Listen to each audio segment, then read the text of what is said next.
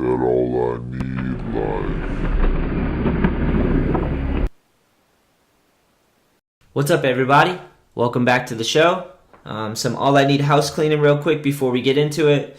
I just wanted to give a shout out to Josue DeSoto. Congrats on winning the All I Need Game of Skate at the Edge this last Friday. That was sick. Also, shout out to everybody who showed up, man. Such good energy. That game of skate was fucking intense, and it was sick, man. I'm hyped. Josue walked away with $200 in cash. It's cool that you can have an hour on your skateboard and earn $200. I was hyped that we could do that. And we also gave out an All I Need deck on a best trick in the back. That was sick. We gave it out to the homie who was doing the nollie heel down the double set, but he broke his tail. That was gnarly. You had it. And it was a good time to hook someone up with a board. But yeah, that was really sick. Hyped we get to do these types of things. We'll do more games of skate in the future. I'm going to organize some more because that one was sick. So let's keep that going for sure. Also, I just wanted to talk about our new lock-in at the Edge Indoor Skate Park. It is on April 27th, the end of this month, and it will be from 9 p.m. to 9 a.m., so we just get jammed in the skate park and we sleep in that thing. Well, I don't sleep. Some people pass out. There's an age limit. It's 10 to 17, so it's just the young bucks. We play dodgeball. We have a projector with movies set up. We play all types of skate tag games like that, hide and seek, and then we also do skate jams, on everything. It's a 30,000 square foot indoor skate park, so we skate until we can't walk anymore. There's breakfast and dinner included. It's always a good time, man. It's like a marathon. It's hard to pull off, man. I've done 2 and didn't fall asleep, and I was like messed up for 2 days after, but so this will be our 3rd one. So if you want to register, spots fill up fast. We got a huge skate park, but we can only get so many people in there at once just so we can do a good job. So if you go to the Edge Indoor Skate Park on Instagram or Facebook or check out the website, you can pre-register and lock in your spot. So that's done. Quick shout out to Richard Ayala and Trey Queens. They are the winner of our All I Need pin package Instagram giveaway. Congrats, that's sick, man. And I just want to say shout out to Trey Queens. Heal up. I know the ankle's twisted right now, man, but you're on your road to recovery now. So maybe just find somewhere cool to put your new lapel pin. Thank you guys for participating in that. That's so cool that we're able to do that and that you guys won. Let me see. Also, I wanted to see if you guys could follow us on social media at All I Need Skate on Instagram, Facebook, and Twitter. If you hit us with the follow, leave a comment, let me know you listen to the show, and we'll follow you back for sure. So, and also, if you ever want to check out anything we speak about on this podcast, whether it's our events or any of our products like the lapel pin or our decks, new graphics, and all our apparel, you can check it all out at allineedskate.com. That's the portal. Everything goes there. So, because sometimes you'll listen to this and then you're like, oh yeah, what do I, so I put it all on the site. That's how it is for me anyways. Yeah, I think that's it. Shout out to everybody who shares this podcast. Good look. That helps out tremendously. That's the best way to support the show is to, if you hear an episode you like, share it on any platform. Share it, spread the good word. That would be sick. That'd help the show and the guest, which is rad. And that brings us to our guest today, Brad Siedlecki. Brad is a snowboarder, skateboarder, passionate human. He designs skate parks for a living, started his own brand or his own company, Pillar Design Studios, and he's just been helping turn the world into a skate park, man. So this guy's one of my favorites, clearly. Thank you, Brad, for coming on the show, man. I hope you guys enjoy. Peace. Chopper Dave and all those guys were just out here for that with vans. Yeah, you were sending me messages last night. You were hanging out with Johnny Layton, huh? Yeah. That's my boy. I used to ride for a split with Johnny. Yeah. Back in the day, we went to Hawaii. Pretty sick trip too. Small world, right? Yeah, definitely. All right, I guess we're ready, man. All right, sure. Sick. You ever been on a podcast before? I have not. Well, I'm popping your podcast cherry, as dirty as that sounds. Perfect. All right, let's start at the top, man. Where are you originally from? Born and raised in Oswego, New York. Nice. What was that like? Small town. There's only a dozen skateboarders growing up, so we were a small crew and never had any place to skate. So we built everything ourselves. How far is that from the city? Probably about a 6-hour drive. We're just north of Syracuse, right on Lake Ontario. Hell yeah, you know the crud code then. Yep. A lot of the guys up there, Bruce Bailey, Bruce Bailey's movement. A lot of those guys in Oswego, that's how I know Steve. Wish I got hooked up with the crud code guys out in Rochester. Sick. And how'd you get your first board out in the middle of where you were? Where did I get my first what? My first skateboard. Hold on, let me get to it better. I'm losing you here. Your bird? The birds sound lovely, though. You got a lot of birds in the backyard. yeah, check out the yard. Yeah, that place looks sick. You definitely show the bowl again, because I wasn't recording before, and I want to... God, that thing looks like a dream. Yes. And the rest of the yard. Well, you doing some construction there. You got some wood in the front yard. Absolutely. Always building something. Nice. Beautiful. Nice swimming pool. You need that out there, huh? Hell yeah, it's hot as hell out here, buddy. What is it right now? It's pretty nice, though. Yeah, it's probably 80 degrees today. I used to live in Phoenix when I was real little. I lived in right on Sweetwater Hill, like by this massive church in Phoenix. It was fucking sick. Awesome. Yeah, I mean it's. So how'd you get your first board? My first board was, Peanut Brown. I don't know him. Peanut Brown's an old Airborne. Got that back in probably '88. We grew up snowboarding. Upstate New York is nothing but snow. So snowboarding was the forte, and then summertime turned into skateboarding. And that's kind of when I started. That's when I started when I was about 10 years old. You any good at snowboarding? Snowboarding is what I love. Ah, sick. Love. It seems I love the skateboard, but I love the snowboard. It seems like it's pretty fun, man. Yes.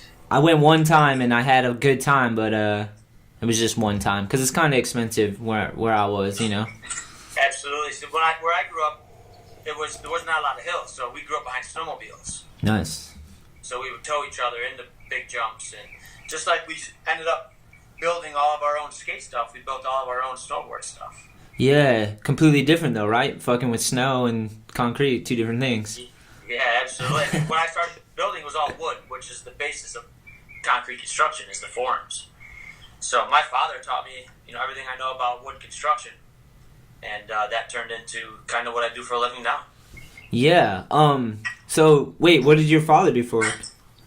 My father was an electrician for Niagara Mohawk in New York, but big construction background.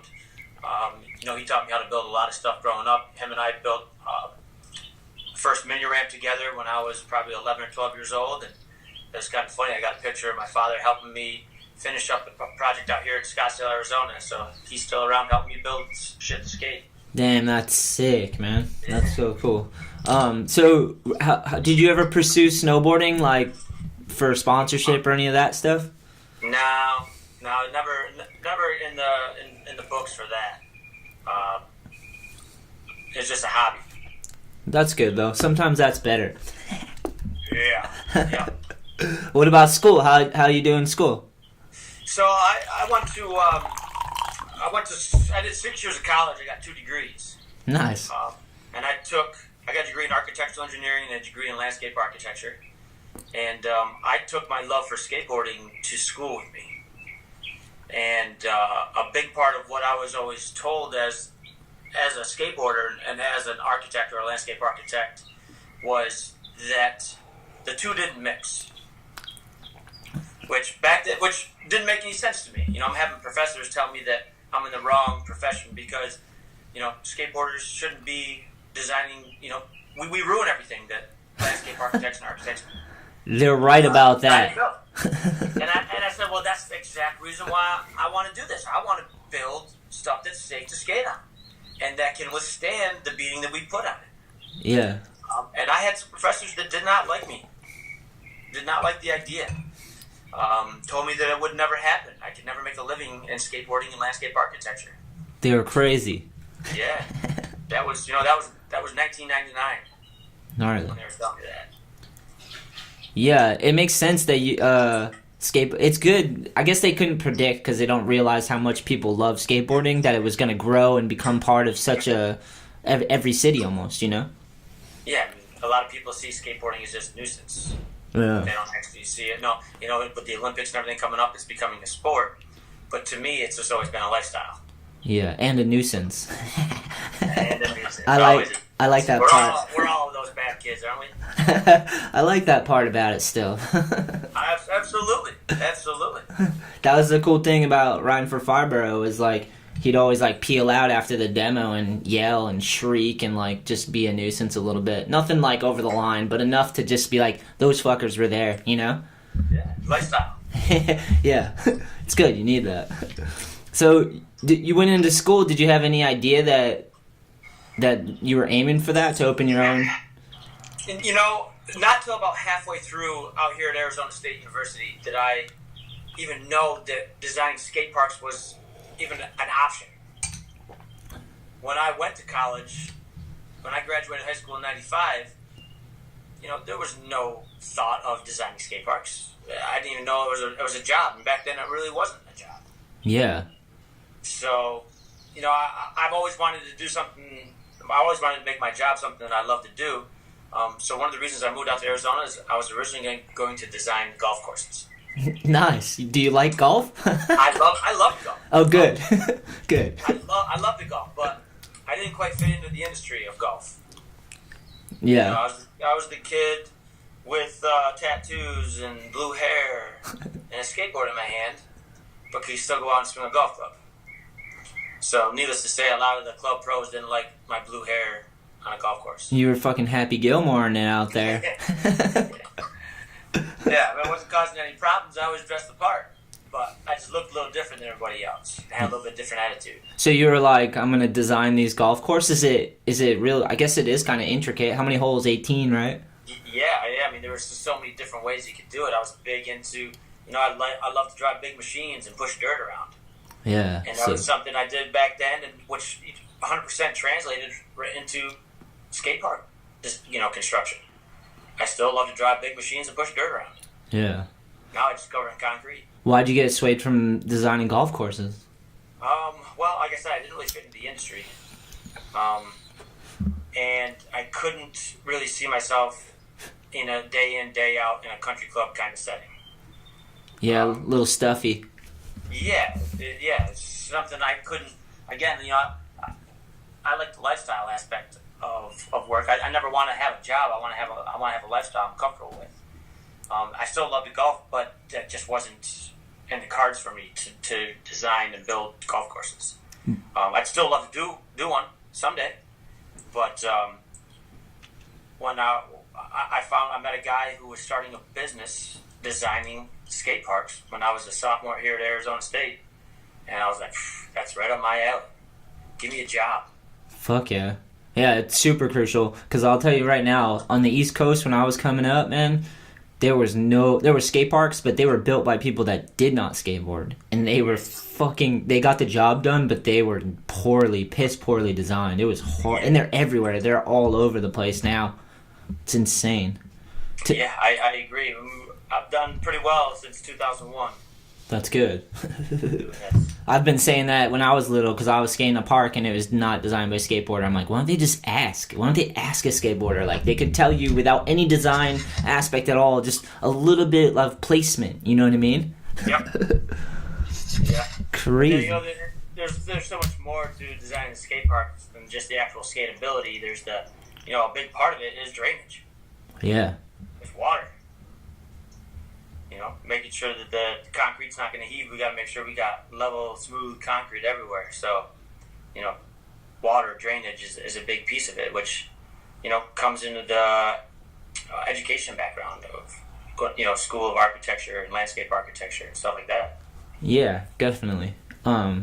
That's sick. So you end up deciding you're going to get into building skate parks. What's the first move from there? Well, like I said, I met a guy who was starting a business, starting his own LA firm that was specializing in skatepark design and construction, and I basically hounded him for 2 years until he gave me a job. Nice. And I met him out like the day after I graduated from ASU, and he gave me a job on the spot. That's sick, man. That's fucking really fortunate.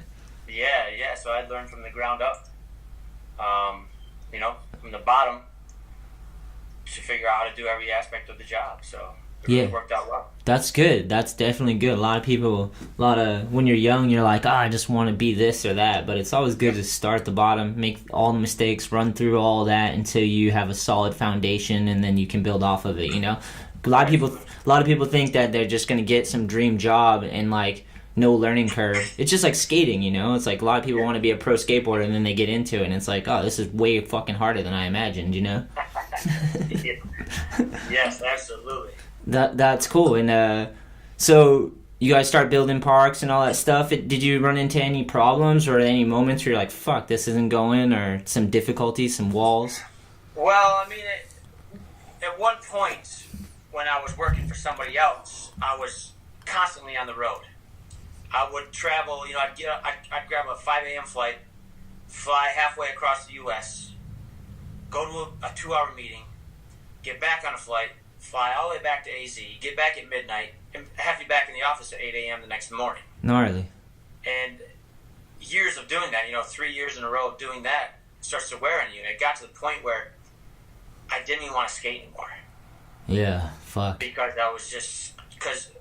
skateboarding became my job instead of my lifestyle. So all that really got fixed when I got fired. Yay!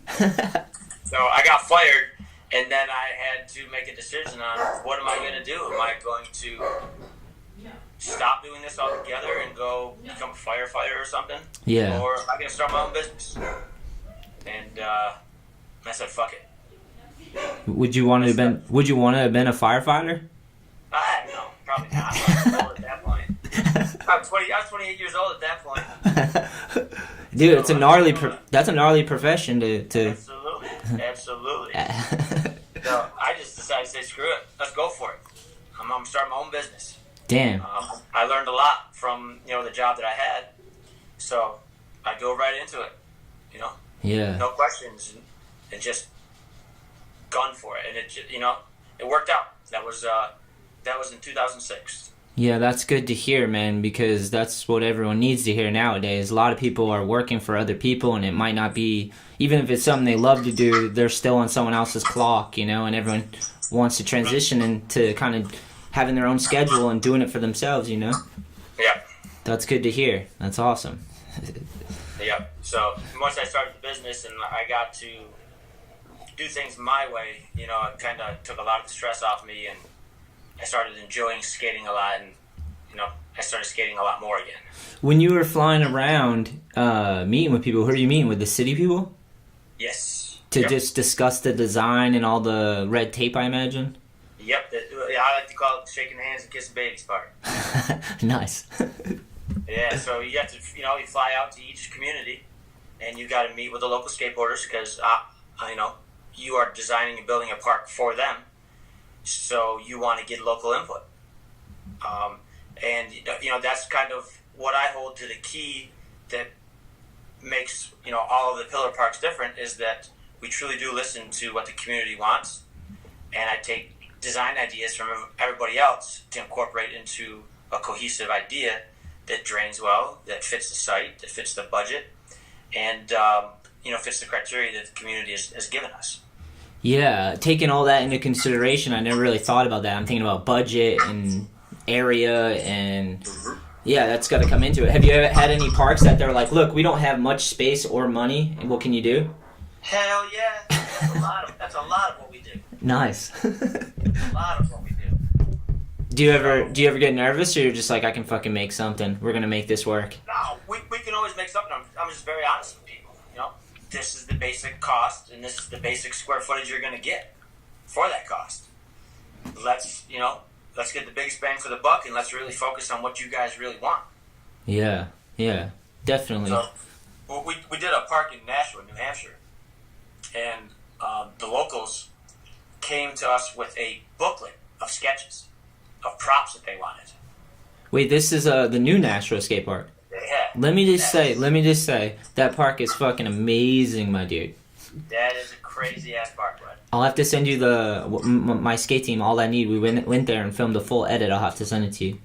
Absolutely, I'd love to see it. And I used to skate the old Nashua park because I used to ride for Eastern Border back then, and all the homies would skate there, and so many demos and stuff. So. Yeah, that's what we worked with, and like I said, they brought up a booklet of props with dimensions. I mean, this was the most organized and educated approach to design the park. But the problem is that there was so much that they wanted, and then I had to fit it into a space and a budget. Yeah. So then that's where we started really working back and forth.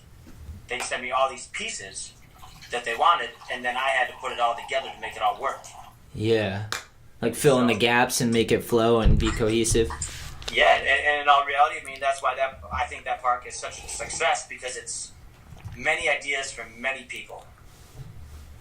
You know, it's not just my ideas and then the builders building it. It was something that was massaged all the way through construction. Yeah, you can tell, man, that place is unbelievable. The transition stuff, like some of the dudes on my team can get really gnarly, so for them for me it was like a pleasure to watch them get down. That big tombstone, that big wall thing you built, fucking insane, dude. Yeah, the Artisan Skate Parks crew is a very talented group of skateboarders and contractors. They got their shit together. They know what they're doing. That's awesome. You work with them a lot? Anytime I get a chance to work with those guys, they're my number one. That's rad. Have you designed parks only in the States? Have you ever done anything outside?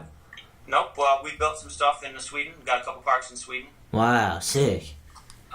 We're about to, in about a month and a half or so, we're heading out to Barbados. Nice. Damn, paradise, huh? To build a park, the first park on the island. Wow, sick. Damn, that's trippy. That's cool that you're part of that. Yeah, so I mean, it's a lot of fun because, you know, skateboarding has taken me around the world, and I get paid to travel, and I get paid to still ride my little wooden skateboard. Yeah, that's amazing. That's a dream for sure. Yeah. What about, so like, if you're in another country, are you nervous about city laws and restrictions and other things? Like, yeah, it's always an interesting construction process. You know, in Sweden, different materials, different tools, different machines, different work ethics, different everything. So, you have to adapt and overcome and work with other people, and, you got to have a lot of patience. Yeah. But at the end of the day, I make a lot of good friends all over the world and have built a lot of cool shit. Yeah, that's fucking really sick, man. That's super good. Let me see real quick. So we talked about Steve. Steve's the fucking man. When I knew you knew Steve, I was like, this is good stuff right here. I wanted to ask you about any issues you've run into. Like, what's some stuff when dealing with a city and trying to design a skate park? Like, what are some things that come up that you have to kind of work around or that are challenging? The main thing that I'll run into every once in a while, it's not all the time, but we will sometimes run into some communities where they've got a contingent of residents that do not want a skate park. Oh yeah, I forgot about those fuckers. And and the reasons they vary for why. Some don't want to have their taxes raised because they may have to raise taxes to get a skate park because it's a public process. Yeah. A public project. It's with government monies. Some may say, well, we want a dog park, not a skate park. Some still think that skateboarders are just bad kids who all we do is drugs and get in trouble. Ridiculous. We're a nuisance. Yeah. We're a nuisance. That mentality is still out there. Yeah, that's just kids in general, dude. They could be on a scooter, skateboard, fucking twirly bird, unicycle. There might be some riffraff, bro. Yeah, most of the people that cause troubles at skate parks aren't the skateboarders. Yeah, most of them there to skate, for sure. So I would say that's the biggest hurdle I have to overcome every once in a while is the negativity that is still kind of attached to skateboarders. Yeah. But I'm used to it. I mean, I was that 13-year-old kid in Oswego, New York, standing in front of city council saying, "You guys, the cops keep taking my skateboard, but I have nowhere to go. I have nowhere to skate." And, here I am at 41 years old trying to still solve that problem. And my hometown still doesn't have a public free skate park. Yeah, that's fucking bullshit, bro. I'm working on it. Yeah, I mean, process. In all seriousness, though, like, kids need somewhere to go, man. Regardless of your fucking prejudices or whatever it is, it's like, if kids don't have, like, some place to go where they can build community and have expression and build identity and have places to feel safe, like, a lot of it's just having a spot to go that's safe. And not everyone wants to be in some organized sport or whatever, like... And a skate park's good, even for dudes that just want to be out on the street. A skate park's sick, Yeah. I like it just because it's good. It's not as impact. You don't have to kill yourself, and you just have fun. And there's all. I live near the Edge Indoor Skate Park. It's like a 30,000 square foot indoor park, and that place is so crucial. Everyone I know goes there. It's like the biggest community of skateboarders. It's a blessing, So skate parks are super crucial. Yep. So how do you battle that? Do you just go in and try to like really break it down to them and be like, look, I know you're old and stuffy. Not all of them, I'm sure. Some are just stuffy. And you're like, look, kids need something to do. Well, I mean, a lot of it is just education. You have to be careful with them, and you've got to be polite. When I was younger, I'd pop off with these people all the time. But with age, I've learned that doesn't help anything. Yeah. So, you just be patient and you explain to them, I like to tell my story. I did go to college. I do own my own business. I am 41 years old and I still ride a skateboard. Hell yeah. I have a family. I have an 8-year-old daughter that likes to ride her skateboard and her scooter. The skateboarding has changed. Skateboarders have changed. When we were kids, it's not like we were out skating with our parents. I don't know anybody our age who skated with their parents. Definitely and not.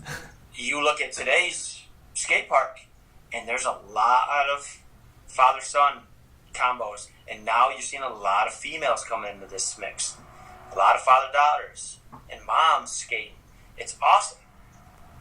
And it's becoming more of a family-oriented idea and a community idea where skateboarders, who have always been a community, we've just been, in the backyard pools or at our own little spots that we build. But now we're in the public eye. And, a lot of successful skateboarders are out there who don't even work in the industry, but are successful programmers or architects or engineers or whatever.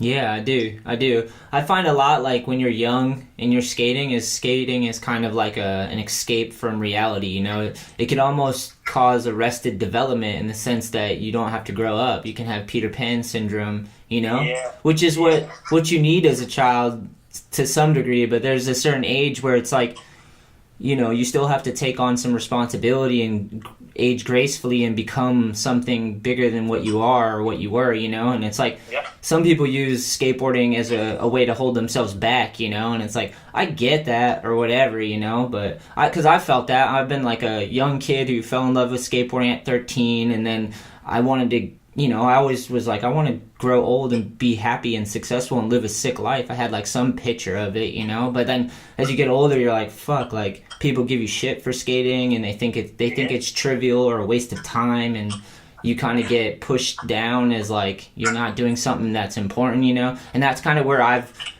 driven I've dug up a lot of inspiration is like kind of fighting against that and proving that like, no, like skateboarding's going to be with me till I'm 70, whether I'm fucking a little kid or I'm running 10 businesses or super responsible. It's like just because I skateboard doesn't mean I'm a piece of shit who doesn't like keep growing, you know? And it's true though, like, dude, when you're like, everyone, like, even when I was growing up, I got sponsors and like people were giving me free stuff and sending me around the world, and I could have easily just like fell apart when that disappeared and just like let it destroy me. But I was like, no, I still want to grow. Like, I think it's all right to be a skateboarder, and like even if you're not sponsored or whatever, but you still develop in other areas of life, like that's really good. Like, a lot of kids I meet, they're like, yeah, I want to get sponsored. It's my whole life. And I'm like, I get that, but you still got to develop skills to be able to survive and live in this world and help those around you. And some of that's going to be on a skateboard and some of it's not, you know? Absolutely. Yeah. I couldn't agree with you more. Yeah. And that's like a crucial thing is like, I've heard people say that in the past, like, oh, no, like put things off. And I'm like, well, you're 25 and you don't even have a license. You know what I mean? Like, what the fuck does that mean, you know? Like, yeah, it always comes back to the lifestyle thing, you know? I've kind of lived this lifestyle since I was a kid. I'm just now an adult, grown up with responsibilities, with bills, with mortgages. And, you know, I'm still trying to live my dream. You know, skateboarding has brought me lots of places, and I've met many, many, many amazing people that are still to this day good friends of mine that, you know, I may not see them for 2-3 years, but when we get back together, it's the same old, same old. Yeah. Yeah. You know, I agree with that. Ties right back to skateboarding. You know, getting to see Steve once a year out here and get to skate with him, that's great. You know? I want to come on one of those trips. That's my goal, dude. I'm coming. Yeah. Come on out here. We always like to try to end that trip with a little barbecue over here with this little metal bowl. Yeah, that thing looks like heaven, I'm not going to lie. That's awesome. So did you meet up with him this year, too? Yep. Nice. Yep. We went and skated the new park we just finished out here in Scottsdale on the reservation. You built one on a reservation? Yeah, absolutely. Wow, that's sick. Is it like for a tribe? They're living there and you build a skate park specifically for them? The Salt River Pima Indian tribe, yeah. There was a huge, like $6 million community center that they built with basketball courts and soccer fields and, you know, indoor swimming and all kinds of stuff. And they opted to, one of their main things they wanted was a skate park. Yes. So we built a 16,000 square foot, state-of-the-art, you know, custom concrete park for them. And it's at this point, it's only open to the res. So that's why, you know, people have to hit me up. And then I can give them a little tour. That's sick. So, and that's, you know, that's it's fun. You know, they've got their own money and they've got their own rules. Yeah, and it was a fun project. That's wild, man. So how many skate parks would you say you've built since you started building them in total? So, altogether, including, you know, Pillar, my business, and the other companies I worked for, I would say I've got over 300. Wow, heavy. Yeah. Heavy. I'm probably about 100. I got a little less than 150, I think, is Pillar. Wow, that's insane, man. And where do you say most of the skate parks are built? East Coast. Really? Yeah, most of my stuff. That's Pillar is mostly East Coast. That's so good to hear. A ton of stuff in North Carolina. You know, up in the Mid-Atlantic stuff. Really starting to hit Northeast heavy now. You know, Framingham, Taunton, Old Orchard Beach, Bar Harbor, Maine. You know, Syracuse, New York, Woodstock. Yep. Taunton would be amazing for an outdoor park. Yeah, this is it. Turner Falls, we did one out there. Nice. Yeah, because I'm in Taunton, and that's one that we're working on. I was trying to get, like, I went to the city council, and we were trying to get them to design, but... Yeah, there's a lot of cities that take lots of time. We've been talking with them for years, too, but... Yeah. You know, some of these projects take 10 years. You know, there's a project that I did up in the Adirondacks where a lot of my family is, in Saranac Lake, New York. And that project took 10 years. Yeah, gnarly. That's kind of like the one out here in fucking, the Lynch family one took forever to get done, dude. The money, like, disappeared and came back, and, like, all of a sudden, it's insane, man. There was probably, like, 5 different designers involved in that. Hectic. That was a crazy project. Yeah. The thing with the Taunton one, I sat in one of the meetings because I never really dealt with it before. So I sat and it was just like one lady that was trying to get the park built for some reason. And they did not like her. I mean, she was kind of like out there, and definitely I was kind of like, yeah, she doesn't know how to communicate that well. So they kind of just didn't give a shit about really building a skate park. They just didn't want her to get a win, you know? Yep. Yeah, I mean, that's a big part of getting a park built in your community is showing that there's a need. Yeah. And that's the big thing. You know, if there was, I always like to use the analogy, if there was one open field in your town and you guys get your first beautiful spring days, 65 degrees and sunny out, everybody wants to go out and hit up that field, no matter if they play basketball or no matter if they play football or soccer or throw a frisbee. They're all going to want to use that one field. And if there's only one field for them to use, guess what? It's going to be overcrowded and there's going to be problems. So that's kind of our whole thing of, yes, let's start with one skate park, but that needs to grow to have multiple skate parks in your town or in your city, not only for variety, but just for the pure need of it. Yeah. Because not only do skateboards use it, you've got your bikers, and you've got your kids on scooters. You said that twice now. I know, because they're everywhere. They're everywhere. This is a big reason why I have something in my backyard, because I'm sick of battling with 1,000 scooter kids that are at these parks. Yeah, as long as they stay kids, it's when they become scooter men that I get nervous. Yes. I think there should be a law, like once you hit 12 years old, you're not allowed to ride a scooter anymore. Just let go of the handlebars and you got a skateboard. You're fully learning to balance. Fully. Back to the future, bud. Just rip it off. Rip it off. Start cruising. You should have the balance by then. I know. I read an article just for us to laugh. I read an article that was on this Rolling Stones, and it said that it had a line in it that caught my attention. It said, "Scootering has the same disruptive spirit as skateboarding, minus the steep learning curve." And then I know. The whole time I was just like, minus the steep learning curve. Like, that's what makes skating so great, is that it's not easy. And I'm like, then I was like, how could they have the same spirit if they don't even like doing hard things or tasks, Like, I thought it was sad. It was a sad day for the Rolling Stones that published that article. It went on to, it was like 10 pages, and it read like a jealous girl wrote it. Like, it was bad. It was really bad. Well, I mean, skateboarding is about to, it's been evolving and it's been changing. But come next summer, when the Olympics hit, it's going to be an interesting world. Yeah. What do you think the impact's going to be? Where do you think it goes from here?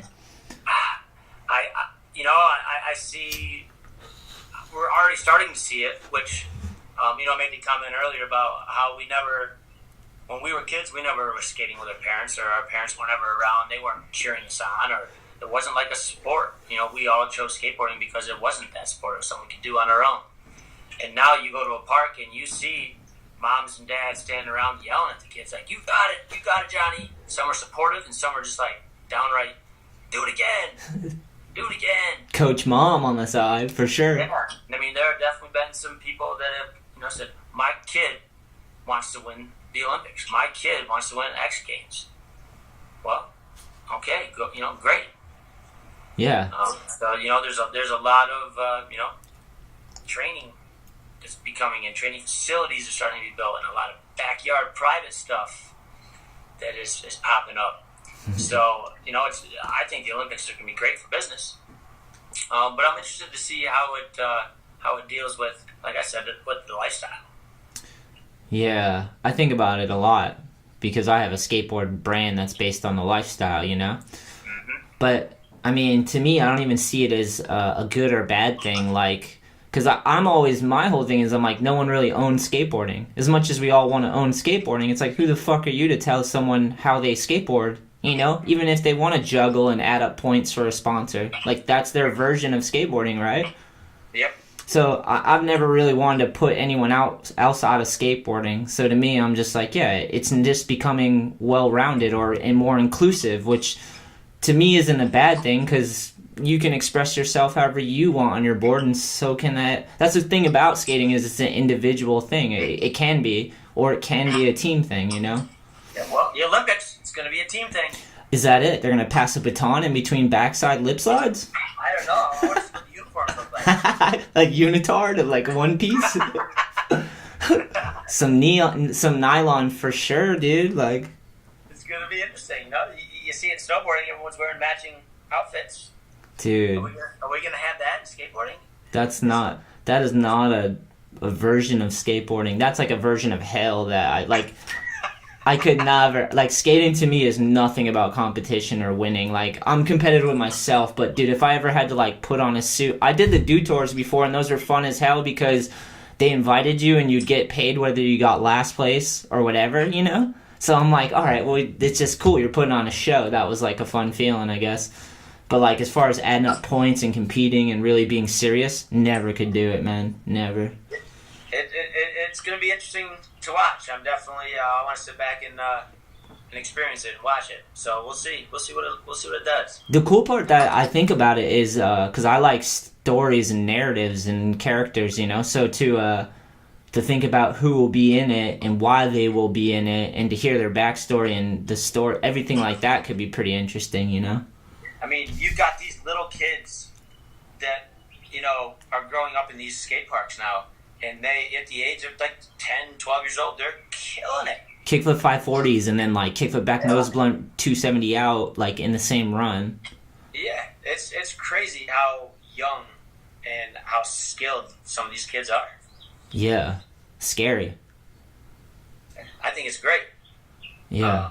It's going to be interesting, you know. Again, the Olympics are going to be the young kids. You're not going to see some old Hessian out there, that's for sure. Yeah, but that's fine. I mean, because see, once again, I don't think it's competing, because the same person that wants the lifestyle side of things and wants to film video parts isn't going to necessarily want to be in the fucking Hunger Games of skateboarding. Yeah. I never thought of it that way, but... and both can thrive, you know, in different avenues, I feel, so... I agree. It's gonna be fun.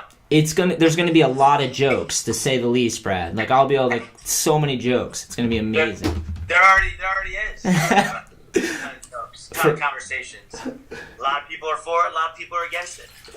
Yeah, it's definitely good in the sense, hopefully, that it'll allow skateboarding to be more embraced by like the mainstream, in the sense like a basketball or soccer is, and maybe more parks will pop up, which aren't a bad thing. Yeah, I mean, one of the comments that the Bayesian government, Barbados, one of the comments they made when we were just recently there talking about the park was that they want to have a Bayesian representative in the Olympics for skateboarding. That's crazy. And so you can see that it's beyond that. It is becoming something that is accepted way beyond just, you know, skate moms, skate dads, skateboarders. And government officials are looking at it, and it's, you know, it's a lot more accepted now than it used to be, that's for sure. Yeah, it's so crazy, man. Because to me, like, a skateboard is just like a vehicle or like a thing you can get self-development from. Like, as an individual, you can build character through it, identity, like you can express yourself, it's like just a beautiful thing. So to me, it's like, whatever, dude. Like, if some people want to be super competitive and like put it in the Olympics and put on a show and juggle for the money or whatever, like a small portion of people will want to do that, you know? The only thing I worry is, like, I guess they can't really... You always get worried because you think they're going to own the whole industry or dictate how skating is or what skating is. But there's so many, like, brands and people that love skating that build up community outside of it that I don't think it could ever really compete, you know? Yeah, I mean, you're always going to have the original older generation's always going to be somewhat, you know, in charge and involved. So... Yeah. Just carry on tradition and like keep the spirit of skateboarding. As long as it doesn't come with no learning curve, that's the fucking thing. That's why I wish that I had I wish I had some resi pads and shit like that to fall on when I was a kid instead of straight wood or straight concrete. Yeah, right? Fuck. Just get some knee pads too. I know. Yeah, those foam pits. Man, those are fun now. But I wish I had one when I was 12. Yeah, that's true. We got one at the skate park here, and it's fun as hell. Yeah. I do a lot of private skateboard lessons, like one-on-one lessons at the skate park here on Saturday and Sunday mornings, and I have kids coming, and it's amazing because like I kind of sit back and like look at the kid, and I kind of go, what does this kid need from skateboarding? And some of them need a challenge, some of them just need like something to have fun on or an escape, or like some just want to be out in the park, you know. And it's like sick to see what it can do for an individual. Like if a person can get comfortable, and like I see it all the time on the weekends, you know. So like the fact skateboarding definitely helps and saves people's lives, you know. It's like it's unbelievable. The fact that you do it for a living is sick to me. Yeah, I mean, you know, I kind of turned, I like to say, I kind of turned my lifestyle into a career. Yeah. My hobby into a career. And I have to say, I still enjoy it to this day. Yeah. That's kind of always been the goal. Yeah, that's awesome. Just keep I don't working dread hard. getting up in the morning and, you know, having to go to the office or, oh, damn, I got to design a skate park today. That kind of sucks. Oh, shit. Poor you. Make sure you put a deep end bowl, bro. Yeah. Do you deal with like, do you ever have height restrictions in some of these places? Yeah, there's like Minnesota. Sometimes in most of the parks in Minnesota, you're not allowed to go over 4 feet. Really? You could probably build some amazing shit under 4 feet, though. Yeah, I mean, you can still do some really cool stuff. Yeah, that's sick. I'm not jumping downstairs anymore, but I like to go fast. Hell So yeah. I have those little bit bigger walls just so I can keep my momentum, but everybody skates a different way. Yeah. I am definitely no sponsored skateboarder, never have even been close to anything like that. I mean, dude, I'm 35 now, and fucking, I don't want to jump down things either. I've done it.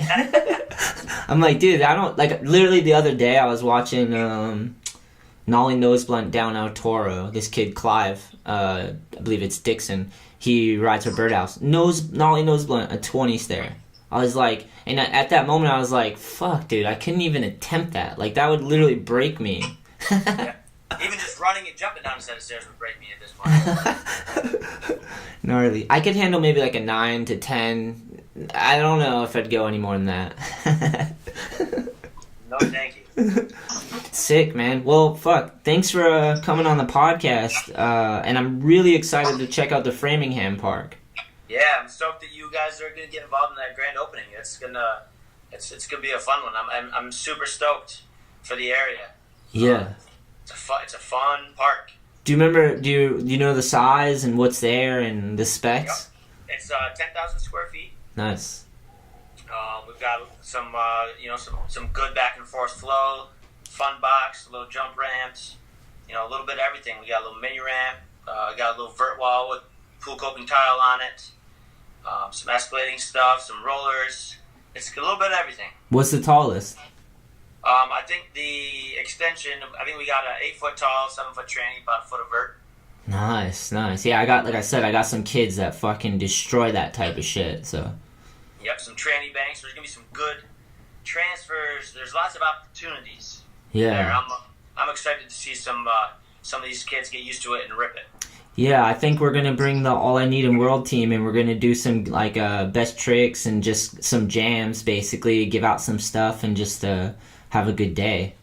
Yeah, they should be opening it to the public here soon. They just have to finish some landscaping and stuff around it once the snow finally melts and stays away. Yeah. It has to clean some stuff up and kind of stabilize the area around it, and then they're gonna open it, and then like I said, kind of convinced them to do a big party on Go Skateboarding Day. Yeah. And kind of get you guys involved and let you guys run the deal and just blow it up, make it a party. It is Go Skateboarding Day, so. Yeah. I love that. That's what we do out here all the time with All I Need is we go and we throw skate jams. Like we have a game of skate this tomorrow actually, cash prize. Like I do the New England AM contest out here at the Edge, and we've done it 4 years in a row, and it's just like a big celebration once a year where everyone comes. You see some of the gnarliest skateboarding, some free stuff gets given out, and everyone has a good time, Yep. And my homie Ramsey will come usually, and he'll be on the mic with me, and we make sure that people laugh too. Yeah, I'm hyped for that, man. Fucking sick, and thank you again. let's do it again. Oh, you know what? Before we go, I did want to ask you, because you brought it up. What about designing outside the park? Like, do you always try to put in water fountains and stuff like that? And, like, what's some weirdness that comes with that? Well, one of the things that we're trying to make is, we're trying to make a park that you can skate, not just a skate park. We try to design, outside the skate park. The last thing we want is a square piece of concrete with an 8-foot fence around it. We don't want to be taking off the streets and putting in a cage. So I think it's part of my job to soften the edges, create some green space inside the skate park. Not only for the skateboarders that aren't skating at the time, who are just waiting their turn or hanging out. I can't skate for 2 hours straight. I need a place to sit down. And the same thing with the parents and the spectators.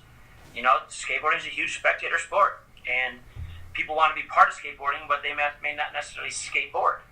So they can come into the skate park and interact with skateboarders, but keep their distance so they don't get run over. Yeah, that's crucial, because like I said, I do skateboard lessons, and the parents will come and watch, and like they have a good area where the parents get to hang out and watch and see, because it's cool to watch your kid like really like confront a fear and like charge it, So like to be able to spectate and watch and have a spot to chill is crucial. Yep. Shade structure, shade's key in the summer when it's hot, sunny. Arizona. Especially out here, drinking fountains, bringing water. We all bring our own water anyways, but like I said, we like to create parks that you can skate, not necessarily a skate park. Yeah, that's awesome. Yeah, I always wondered about that. Have you ever tied anything in with a skate park? Like, did half the skate park have like a court, or like build around like something? Yeah, absolutely. We've done a lot of like skate trails. They go through city parks. Oh, sick! A skate trail? Little offshoots of just like flat bar, or just a curb, a ledge. But it's something that's geared towards, creating a safe passageway, because a lot of us do still use skateboards as a mode of transportation. Yeah, definitely. One of the things I always like to say is, I like to get these kids to put their skateboarding video games down and go actually get on a skateboard. Yeah, please. So, creating these trails, longboards are big. The whole 80s style boards, big boards with the OJs, you see a lot of it. You see a lot of people cruising around. It's great to be able. I've got a nice little sidewalk through my community that I take the dog for a run, and he just tows me on my skateboard. So just creating things in communities that kind of connect park to park. Ultimately, I'd love to, and I've been talking to a couple cities about creating like a skate park system. You've got all these little skate spots around town, but they're connected with a safe route for skateboards, for bikes, for people walking, or whatever. That would be sick. Like, almost, you could have like one spot here, one spot here, one spot here, and then connect them all with like a little snake trail or something. Yeah, just think about like when we were kids. What did we do? We went and skated, the St. Mary's Stairs, and then we went over to the funeral home, and then we skated over to this spot. And, we were skating through the streets. Wasn't always the safest routes. Yeah. But if we can create the same idea of what we did, which was, getting to the spot was half of the fun of skateboarding. Yeah, they could tear down with your crew and go from spot to spot and hanging out. Yeah, they could tear down some of the malls and fucking just start building skatepark trails. Yeah. So I think it's something it's slowly coming. It's come a long way in the last 10 years, and I think it's going to continue to grow. Yeah. Do you know who Jordan Peterson is? He's a psychologist from Toronto, I believe.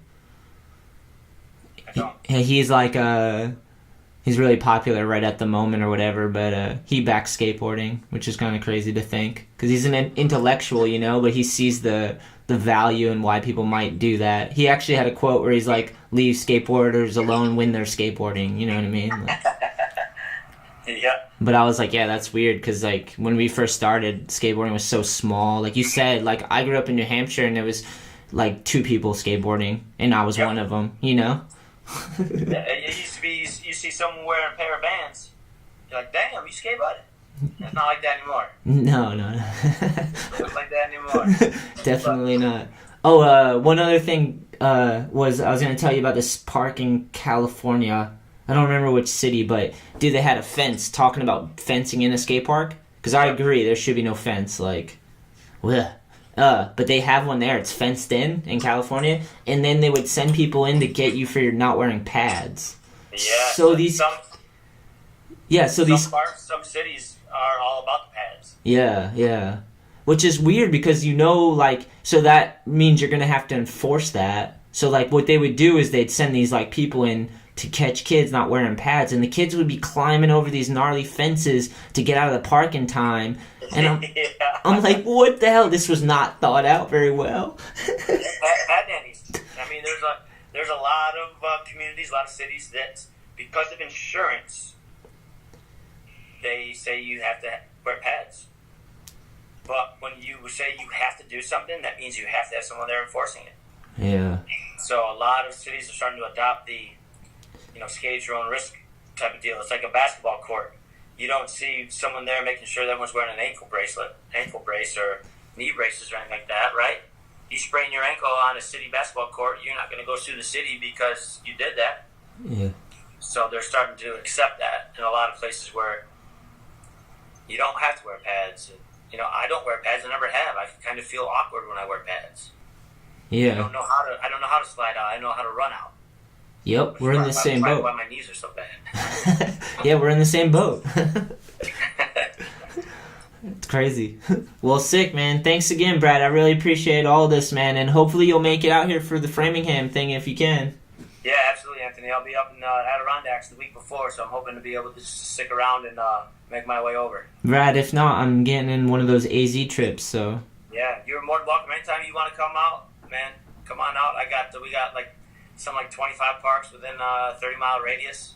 Damn, I might hit you up, man. We went out to we went out to San Diego one time with the skate team.